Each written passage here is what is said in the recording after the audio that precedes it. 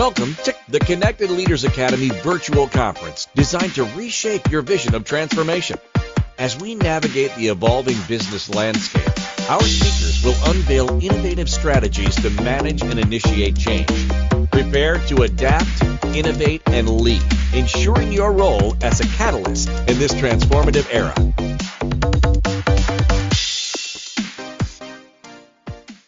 Good morning, or good afternoon, or good evening, wherever you happen to be in the world right now. Let me start today's presentation with a really simple question. How many of you would like more leads in your business? Now, if you've got your hand up right now, keep it up for a moment if you've ever thought, if I just had more exposure, more visibility, more attention, then everything would click. Because that's what most business owners believe, that more leads equals more growth, more marketing equals more revenue, and more noise equals more opportunity. But here's the uncomfortable part. That's usually wrong. Most businesses don't have a lead problem. They've got a systems problem. And until that becomes clear, growth feels unpredictable. Some months are strong, some months are stressful, and some months feels like momentum, and yet others feel like survival. It's not because you're bad at marketing, it's because attention without infrastructure creates chaos. Now, let me explain what I mean. We live in a time where attention is both easier and harder to get than ever before. You can post on LinkedIn within 30 seconds. You can get ads up and running within 10. You can launch a webinar this week and you can speak on stages like this one. The barrier to attention has dropped, but the barrier to conversion hasn't. And here's the dangerous illusion. You can look busy, you can look visible, and you can look successful, whilst revenue is quietly inconsistent underneath. High-performing marketing engines don't look loud. They look structured, they look deliberate, they look calm. And that's the part that nobody talks about, because marketing feels exciting. Campaigns are exciting, launches are exciting, visibility is exciting. And yet systems feel boring. Follow-up architecture doesn't trend on LinkedIn. Automation doesn't go viral, and CRM workflows don't get applause. But systems are largely what give you the freedom to live the life you want. Let me say that again. Systems are what give you freedom. If your growth depends on your energy, your memory, your motivation, or your mood, you don't have an engine. You have effort. And effort does not scale predictably. Engines do. So today, I want to show you the hidden systems behind some of the high-performing marketing engines that you may be aware of. Not the visible stuff, not the content calendars, the ad tactics, or the hacks that we see in our social media feed. The invisible architecture underneath. Because once you see it, you can't unsee it. You'll start looking at businesses differently. You'll start looking at your own marketing differently. And you'll realize the difference between unpredictable growth and predictable scale isn't talent or charisma. It isn't even audience size. It's structure. And here's why this matters. The most talented entrepreneurs struggle the most with this because talent often creates income. Income creates busyness, and busyness delays infrastructure. And infrastructure only gets built when things break.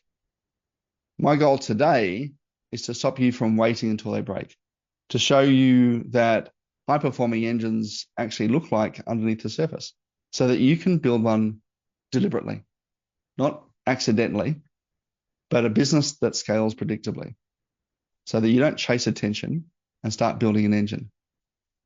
Now, let me tell you about my son, James. James was 7 years old when he decided to start his first business. That's right, 7. He didn't want pocket money. He wanted to earn enough money for a charity after seeing an ad on TV. Now, at the time, he was obsessed with loom band bracelets. You may remember those little rubber band bracelets that every kid suddenly had on their wrists about 12 years ago. He was making them everywhere, on the floor, at the kitchen table, in the car. Now, I didn't know he was starting this business. Just one Saturday, he quietly set about making a bunch and, unbeknownst to me, disappeared from the house. I only noticed when my wife got home from showing open homes and asked where he was. Now, I remember being in my office at the time and could hear the TV in the lounge.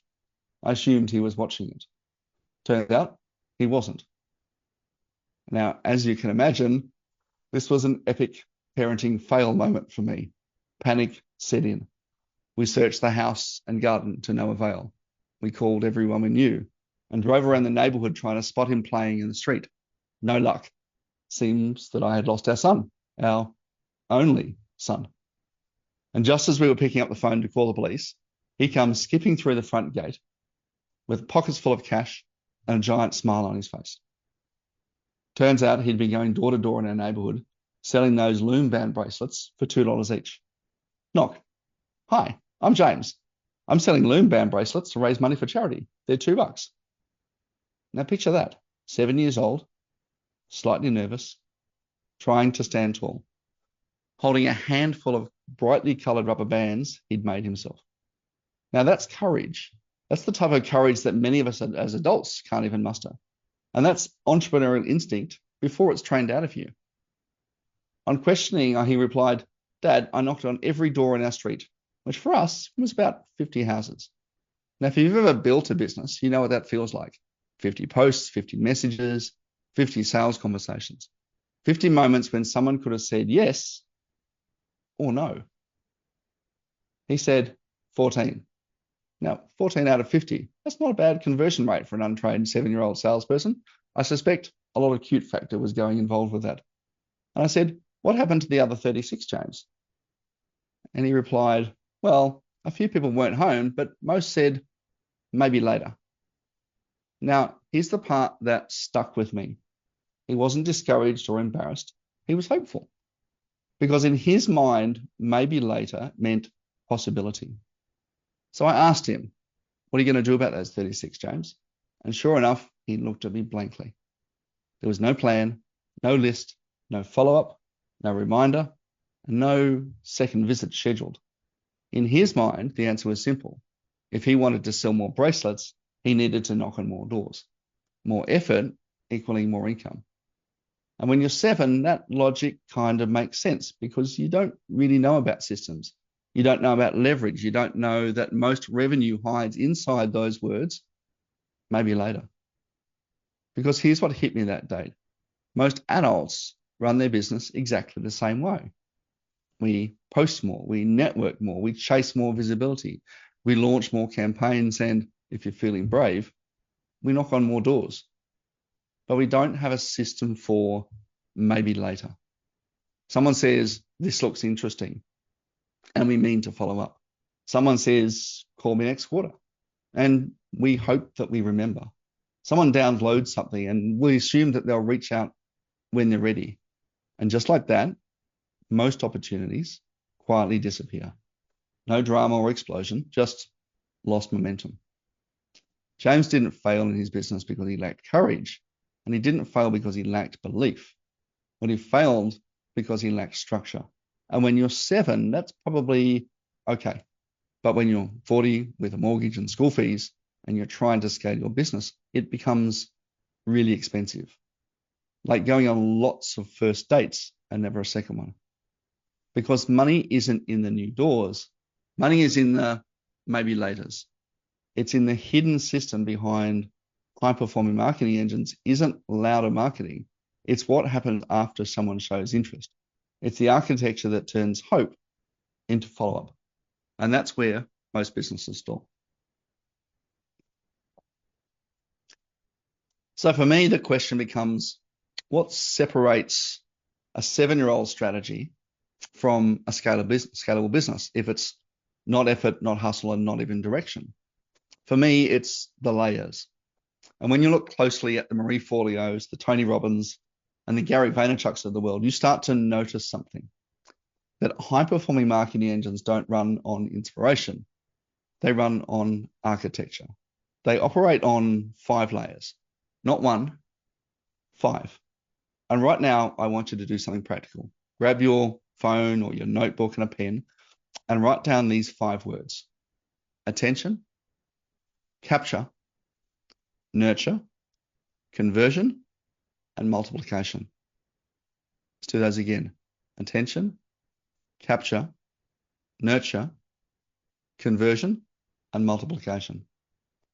Those 5 layers are the architecture behind every high-performing marketing engine, not hacks, tricks, and viral moments. Architecture. The reason most businesses struggle isn't because they lack talent, it's because they often overinvest in the first layer and neglect the other 4. In the next few minutes, my hope is that you'll clearly where your engine is strongest and where it's leaking. So let's break this down. Layer 1, the obvious one, is attention. This is your visibility. It's your social media content, your SEO and speaking on stages, your ads, your referrals, your cold calls and door knocking, just like James. It's your podcasts and partnerships. This layer answers one simple question. Are enough people discovering you consistently? Not occasionally, consistently. Because some businesses genuinely have an attention problem. They're excellent at what they do, but not enough people know they exist. There's no steady inbound, no predictable referral flow, no consistent new conversations. If you stop posting for 30 days, if you stop networking, if you stopped outbound, would everything go quiet? Or would opportunities still appear? If it goes quiet, attention may be your weakest layer. And if it's true, don't fix nurture, don't fix visibility, get consistent. Because here's where I think many businesses also get misled. When revenue dips, the automatic response from most marketing agencies, post more, spend more on ads, generate more traffic. And attention gets treated as the universal solution, the panacea for everything. But attention itself doesn't fix a broken engine. It only amplifies what's already there. If we look at someone like Gary Vaynerchuk, yep, absolutely enormous visibility, but it's not random bursts. It's consistent, it's daily, it's intentional.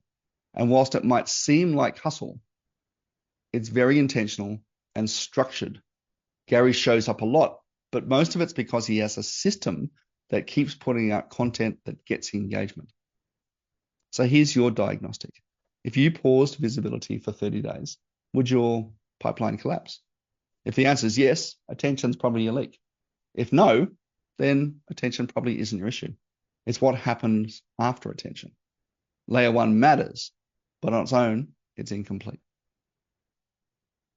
Layer 2 answers one question, right? Do you actually catch them? Not mentally, systematically. When someone downloads something, sends a message, comments, says, let's talk next quarter, where does that go? Because whilst interest that isn't captured, I should say, disappears. Now, Marketing Sherpa found that 79% of marketing leads never convert due to lack of follow-up.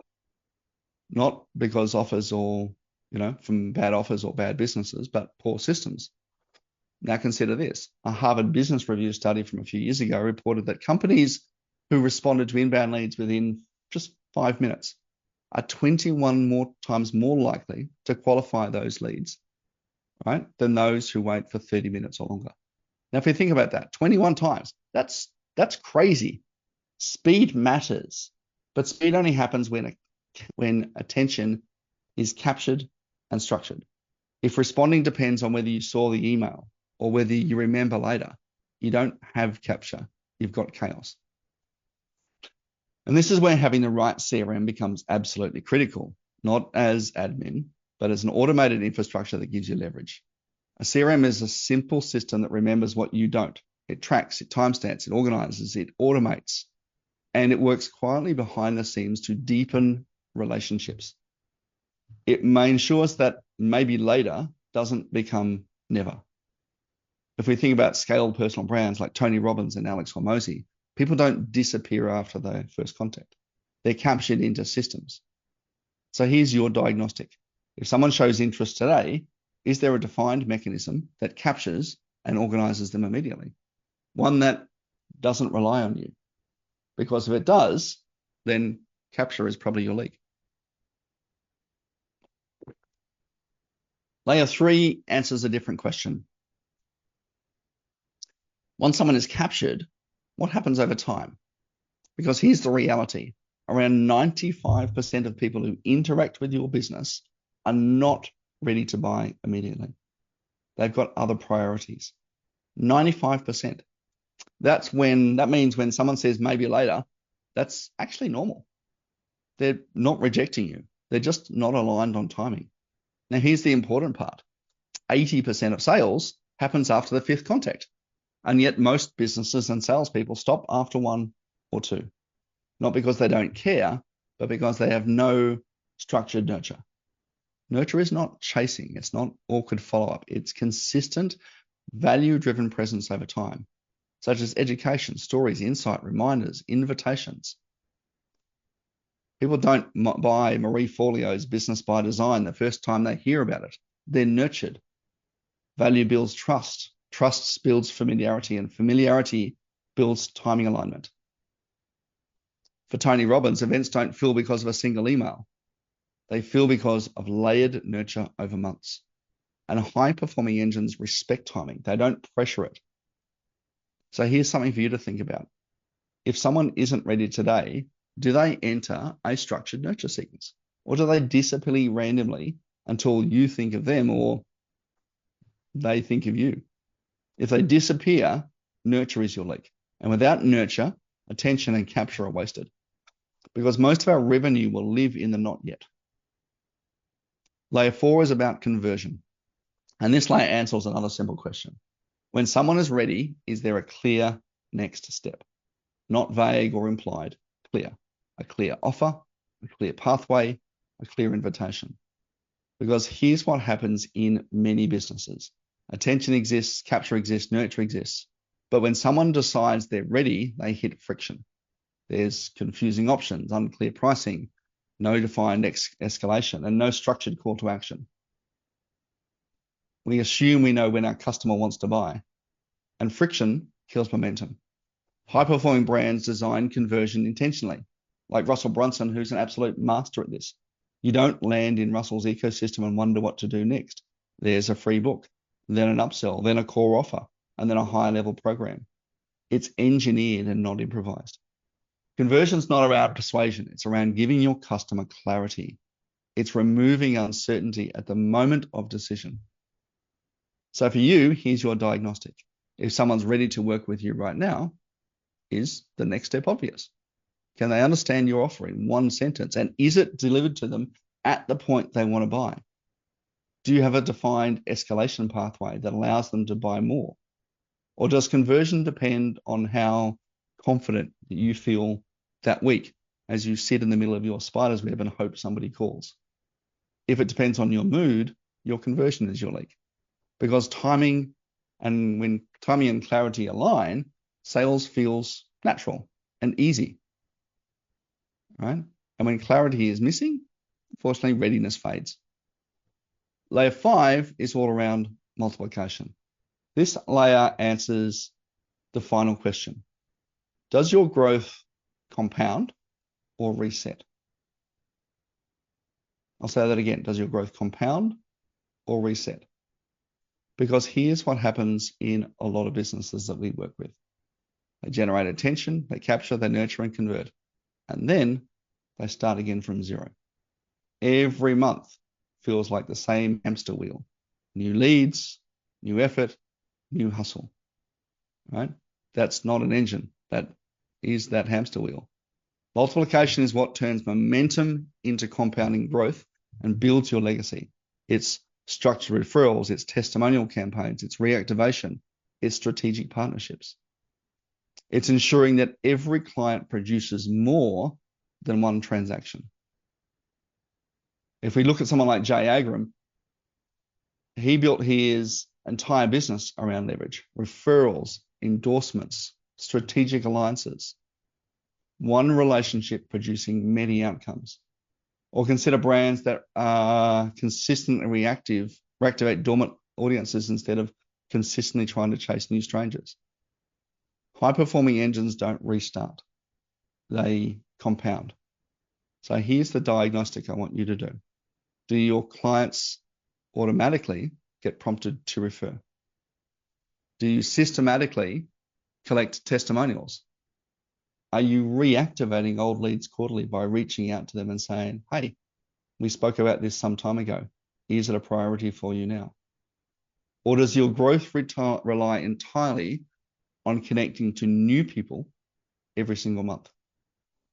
If your business resets to 0 regularly, multiplication is your leak. Most of the scale businesses that we work don't just acquire, they amplify. And when amplification is structured, growth becomes exponential and you start to create legacy. Let's take a moment. Look at the 5 words that you wrote down: attention, capture, nurture, conversion, and multiplication. Which one of those made you feel slightly uncomfortable? Which one felt exposed? That layer is likely the difference between your effort and momentum. And here's the growth shift that I want you to take away from today's presentation. Most business owners will try to improve all 5 at once. They'll tweak everything. They'll change CRM platforms. They'll redesign their website. They'll post more. They'll buy another course or watch another presentation. They'll spend hours on YouTube researching and researching and researching. They'll spread themselves thin. High-performing operators don't do that. Start by strengthening the weakest layer first. Because in often cases, engines don't need more fuel, they actually need fewer leaks. If your attention is strong, but your capture weak, more visibility won't help.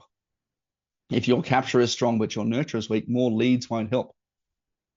If your nurture is strong, but you don't know who you're converting, more content won't help. If conversion is strong, but multiplication is missing, growth resets every single month, and you have to keep starting again. So here's the shift. Stop asking, how do I grow faster? And start asking, where is my system leaking? Because growth isn't a motivation problem. It's a structure problem. Fix the right layer and growth will stabilize. Now, this is where it moves beyond marketing. If your business only works when you're pushing, you don't own an engine, you own a job. And when you step back, it stalls. And that's not legacy. That's not what we're trying to build. Legacy is what continues when you're not in the room, when you're on holidays. Okay? It's the systems that hold, the relationships that compound. It's the growth that doesn't reset every single month. And that's the difference between effort and architecture. The 5 layers we talked about today are not just a marketing framework, it's an ownership framework. Because when your architecture is strong, your impact scales beyond your presence. And that's what legacy is really about. It's not how hard you worked, it's what continues because you built it well. Now, if you like a practical way to understand the automation that underpins that 5-layer system, you can access it on the link on my page somewhere, winmoreclients.com.au/gift. It's just simply a resource to help you identify where your engine is leaking, and how to build the automation that will do it for you. But whether you download it or not, build something that works for you, because engines outlive effort. Thank you.